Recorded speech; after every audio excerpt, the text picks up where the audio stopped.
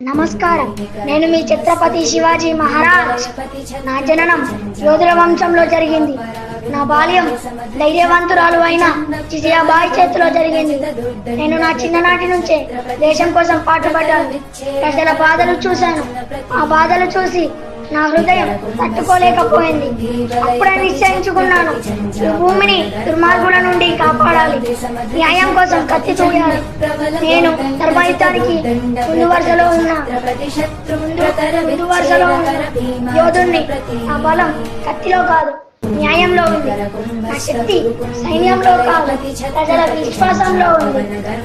నేను నా సైన్యంతో ఎన్నో కోటలు గెలిచాను, ఎన్నో విజయగాథలు రాశాను. కానీ ఏది నా కోసం కాదు, నా ప్రజల కోసం, నా మాతృభూమి కోసం. పేదలను కాపాడడమే నా రాజధర్మం. స్త్రీలను గౌరవించడమే నా సంస్కారం. ప్రజలపై ప్రేమే నా సింహాసనం. ఒక్క మాటలో చెప్పాలంటే నేను